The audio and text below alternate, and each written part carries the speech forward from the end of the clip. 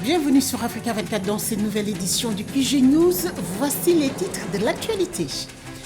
Un protocole d'accord a été signé ce jeudi 26 octobre entre la Banque africaine de développement, l'Africa Finance Corporation, l'Union européenne, la République démocratique du Congo, la Zambie et l'Angola. Ce protocole d'accord entre ces 7 parties permettra de réaliser le projet de développement du corridor de Lobito et de la ligne ferroviaire Zambie-Lobito.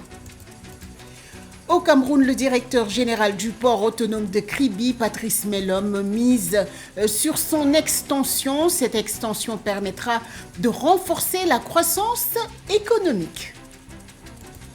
Pour rembourser des dettes arrivées à échéance sur le marché des titres publics et améliorer la liquidité, le gouvernement nigérian a signé 2 décrets visant à stabiliser le marché des devises. Cette décision gouvernementale permettra entre autres de revaloriser la monnaie nationale. Mais tout d'abord au Soudan, les négociations ont repris ce jeudi 26 octobre, des négociations qui portent uniquement sur la facilitation de l'acheminement de l'aide humanitaire et sur une demande de cessez-le-feu. Ces pourparlers n'abordent pas les questions politiques. Pour rappel, le pays est sous tension depuis le début de la guerre en avril dernier, une guerre entre les forces régulières fidèles au chef de l'armée Abdel Fattah al-Burhan et les paramilitaires des forces de soutien rapide du général Mohamed Hamdan Daglo. Ce conflit interne qui n'a pas encore trouvé d'issue a fait déjà plus de 9000 morts et plus de 5,6 millions de déplacés. De nombreuses infrastructures ont été détruites. À noter que les nombreuses tentatives de médiation n'ont jamais abouti. La Banque africaine de développement, l'Africa Finance Corporation, l'Union européenne, la République démocratique du Congo, la Zambie et l'Angola ont signé ce jeudi 26 octobre un protocole d'accord pour la réalisation du corridor de Lobito, prêt à révolutionner le transport. Une fois achevé, ce projet renforcera le commerce intra-africain. Il jouera également un rôle essentiel dans le développement économique et social dans la sous-région. Marie-Raphaël Tolo. La République démocratique du Congo, la Zambie, l'Angola, la Banque africaine de développement, l'Africa Finance Corporation et l'Union européenne ont signé le jeudi 26 octobre un protocole d'accord pour soutenir le développement du corridor de Lobito en Angola. Selon un communiqué du ministère des Transports angolais, le partenariat repose sur la mobilisation et l'allocation de ressources financières et de connaissances techniques en vue d'accélérer son développement, y compris des investissements dans la numérisation des processus et la dynamisation des chaînes de valeur agricoles, lesquelles devraient renforcer la compétitivité régionale. Je réitère également mon vœu de voir ce corridor contribuer à la consolidation des liens de fraternité et à renforcer la paix entre nos États et à favoriser les conditions d'une intégration régionale aboutie. D'après la Banque africaine de développement, le corridor de Lobito constitue pour la Zambie et la République démocratique du Congo une voie d'accès stratégique alternative au marché d'exportation et constitue l'itinéraire le plus court reliant les principales régions minières des 2 pays à la mer. En Angola, le corridor soutient des investissements agricoles et commerciaux dans 4 provinces et dessert 40% de la population. Je ne saurais conclure sans renouveler mes félicitations au gouvernement angolais ainsi qu'aux autorités de la ville de Lobito pour tous les efforts consentis. Que vive la République d'Angola, que vive la République de Zambie, que vive la République démocratique du Congo, que vive le corridor de Lobito. Le corridor ferroviaire de Lobito s'étend sur près de 1300 km en Angola, puis se poursuit sur 400 km en République démocratique du Congo jusqu'à Kolwezi, cœur de la Copperbelt, et est également connecté au vaste réseau ferroviaire géré par la Société nationale des chemins de fer du Congo. D'après le président angolais, le corridor de Lobito, une fois achevé, jouera un rôle essentiel pour stimuler les relations commerciales intra-africaines, un objectif clairement défini pour le développement économique et social de la région. Étendre le port de Kribi, c'est l'ambition des autorités camerounaises mises en service.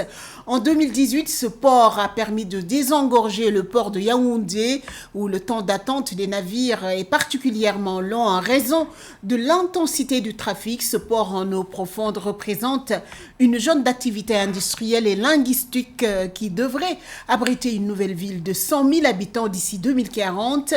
Les détails avec ce sujet de Marie-Raphaël Tolo. Efficacement répondre aux défis permanents du secteur logistique en perpétuelle mutation, marqué par l'instantanéité, la globalisation, la massification et la digitalisation, est un challenge que le secteur portuaire du Cameroun, notamment le port de Kribi, se bat si mal pour atteindre. Des stratégies telles que l'implémentation des systèmes d'information robustes, sur mesure et intelligents ou encore le suivi opérationnel des escales sont des mesures déjà initiées pour répondre à cette cause. Toutefois, pour un résultat plus optimal, en vue d'industrialiser le Cameroun, l'État camerounais a misé sur l'extension de ce dit port. Le chef de l'État a attribué au port de Kribi 15 000 hectares de terrain, ce qui en fait l'un des ports les plus vastes au monde. Et ces 15 000 hectares de terrain sont destinés à l'industrialisation.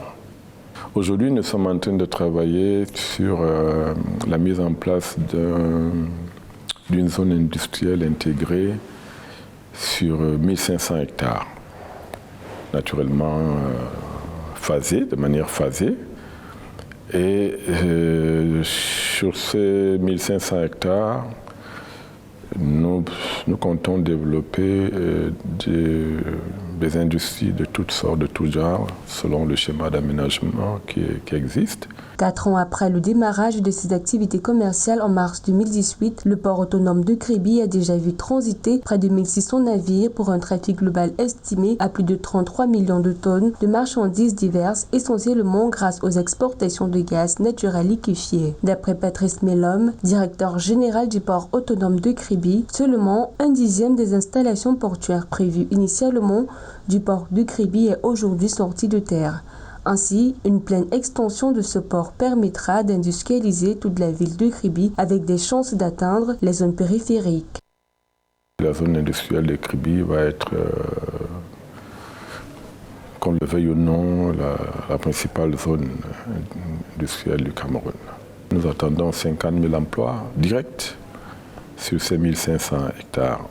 Avec un impact déjà certain sur toute l'économie de l'Afrique centrale, le port autonome de Kribi, selon le directeur général, aspire également dans les prochaines années à devenir une zone économique avec pour intérêt principal de favoriser l'accès à des infrastructures de qualité ainsi qu'à de nombreux avantages administratifs, fiscaux et douaniers. Une avancée qui, selon lui, contribuera aussi à amener le Cameroun à atteindre ses objectifs de développement à l'horizon 2035. Au Nigeria, le président Bola Tinubu a signé 2 décrets autorisant l'émission nationale d'instruments devises étrangères et permettant également que tous les fonds en dehors du système bancaire soient introduits dans les banques. Cette décision qui vise à stabiliser le marché des devises pourrait entraîner une revalorisation de la monnaie nationale, le Naira. Plus de précisions avec Nathalie Mo.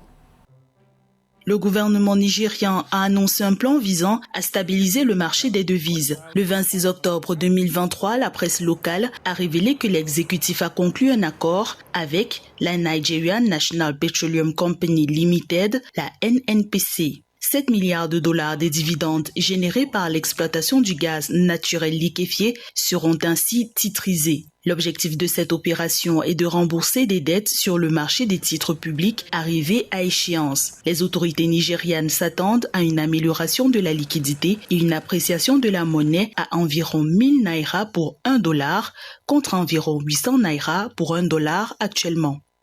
Il est très objectif de retarder le versement de leurs dividendes libellés en devises en les titrisant. Ceci permet très bien d'atténuer la crise de devises naissante dans l'économie nigériane. La confiance du gouvernement du Nigeria dans son nouveau plan d'apport en liquidité dans les réserves de change se fonde sur les performances de la Société nationale de production de gaz naturel liquéfié. En effet, la NNPC verse en moyenne 6 milliards de dollars de dividendes au trésor public nigérian annuellement. Pour maintenir ce cap, le Nigeria compte améliorer la production de gaz. Une production qui a baissé à 40,4 milliards de mètres cubes en 2022 contre 45,2 milliards de mètres cubes en 2021. Le secteur pétro-gazier est une source significative de production de devises au Nigeria. Les opérateurs transfèrent à leur siège des ressources en devises et non en naira. De plus, ils achètent des fournitures et autres technologies ou pièces de rechange à l'étranger en devises et non en naira. Donc, c'est un secteur où on manipule beaucoup de devises. Le président Bola Tinubu a signé 2 décrets autorisant l'émission nationale d'instruments en devises étrangères et permettant également que tous les fonds en dehors du système bancaire soient introduits dans les banques. La Banque centrale a affirmé que la levée des restrictions sur l'importation de 43 produits, notamment le riz, le ciment et les huiles végétales, contribuerait à mettre fin à la crise des changes au Nigeria. Comment le développement du secteur éducatif peut stimuler la croissance économique sur le continent africain? Pour Mercy Tembo, vice-présidente et secrétaire générale du groupe de la Banque mondiale, l'Afrique a besoin d'avoir un meilleur système éducatif, des réformes qui pourraient faciliter l'accès à l'éducation et qui, selon elle, favorisent l'autonomisation économique des femmes et surtout le développement du leadership féminin. Marie-Raphaël Tolo. Des investissements opportuns dans l'éducation de la population peuvent accroître la productivité, stimuler la création d'emplois pour créer un dividende démographique et libérer l'énorme potentiel économique de la région. Telle est une position à laquelle croit fermement la Camerounaise Mercy Tembon, pédagogue et vice-présidente du groupe de la Banque mondiale depuis août 2022. Après avoir rejoint le groupe de la Banque mondiale en 2000, Mercy Tembon occupe depuis des postes de direction. Je suis très ravie d'être à la Banque mondiale depuis plus de 20 ans. J'ai commencé en tant que chef de mission, puis j'ai brigué le poste de directrice et aujourd'hui, je suis vice-présidente et je suis très ravie et reconnaissante pour cela. Les jeunes femmes d'Afrique orientale et australe bénéficieront d'un meilleur accès à l'éducation et aux opportunités d'autonomisation économique grâce au programme d'autonomisation et de résilience des filles d'Afrique de l'Est, récemment approuvé, un programme dirigé par la vice-présidente de la Banque mondiale, Mercy Tembon. Cette icône féminine qui a consacré sa vie à l'amélioration de l'éducation en Afrique a toutefois pu trouver un équilibre en tant que mère de 10 enfants. On donne du pouvoir aux femmes et qu'on ne peut rien faire sans formation, sans développer les compétences et sans leur donner des opportunités. Ainsi, pour développer le leadership féminin en Afrique, au Cameroun ou ailleurs dans le monde, il faut commencer par éduquer les femmes, les rendre autonomes, leur donner de l'estime de soi et la confiance qu'elles peuvent faire ce qu'elles veulent. Dans son rôle le plus récent en tant que membre de la Banque mondiale, Madame Tembon a dirigé le dialogue stratégique et la mise en œuvre du cadre de partenariat national du groupe de la Banque mondiale à l'appui des priorités de développement dans la plupart des pays africains. Elle s'impose comme l'une des dirigeantes les plus suivies d'Afrique car elle est une inspiration pour les jeunes filles du continent africain. C'est une consécration pour le Camerounais René Awambeng. Il a été primé ce vendredi 27 octobre à Londres au Paulist Black Excellence Award 2024. Cet événement récompense chaque année des acteurs originaires d'Afrique vivant en Grande-Bretagne qui contribuent au rayonnement de l'excellence africaine, afro-américaine et afro-antillaise. René Awambeng, qui occupe le poste de responsable mondial des relations avec la clientèle de la Banque africaine d'import-export au sein d'Afribank. Un sujet de Jeanne Schéma, commentaire Ernest Seki. La Banque africaine d'import-export, sacrée en 2022 meilleure banque multilatérale de développement par Trade Finance Global, voit un de ses dirigeants honoré à l'international. René Awambeng Responsable mondial des relations avec la clientèle d'Afreximbank, a été récompensé à Londres par le prix de dirigeant exécutif mondial, Global Executive Leader, pour son influence et son impact au sein de la banque. La distinction a été remise au cours des Powerless Black Excellence Awards 2024, organisés au Palais de Buckingham en présence du roi Charles III, roi du Royaume-Uni de Grande-Bretagne et d'Irlande du Nord. Je suis passionné par le service pour l'Afrique à Afreximbank et ce prix est une reconnaissance du processus transformationnel, du travail et de notre contribution au changement positif en Afrique. À Afreximbank, nous considérons la diaspora comme le 56e pays d'Afrique. Ce prix est un privilège et devrait inciter les jeunes hommes et les femmes à travailler dur et à aspirer au changement. René Awambank, d'origine camerounaise, est titulaire d'un MBA de la Business School de l'Université de Nottingham au Royaume-Uni. Il est également membre du Chartered Institute of Management Accountants de Londres. Il a rejoint Afreximbank en 2016 en provenance du groupe bancaire panafricain Ecobank, où il fut pendant 4 ans chef du groupe Grande Entreprise, entreprise régionale et financement des produits de base, banque de financement et d'investissement, avec des opérations dans divers pays dont la France et le Royaume-Uni. À Afreximbank, René Awambank est chargé depuis 2016, entre autres, de la gestion du fonctionnement des succursales de la banque et des relations avec les gouvernements. La Banque africaine d'Export-Import, c'est une banque qui finance le commerce africain, soit par le financement direct par des crédits, soit par des garanties ou par le conseil. Et nous finançons aussi des projets d'infrastructure, des grands projets d'infrastructure en Afrique pour faciliter cette commerce entre l'Afrique. Les Powerless Black Excellence Awards récompensent chaque année depuis 2006 des acteurs de Grande-Bretagne originaires d'Afrique qui contribuent au rayonnement de l'excellence africaine, afro-américaine et afro-antillaise. Ce journal a été réalisé par l'ensemble de la rédaction. Merci pour votre fidélité. Dans un instant, une nouvelle édition de l'information sur Africa 24.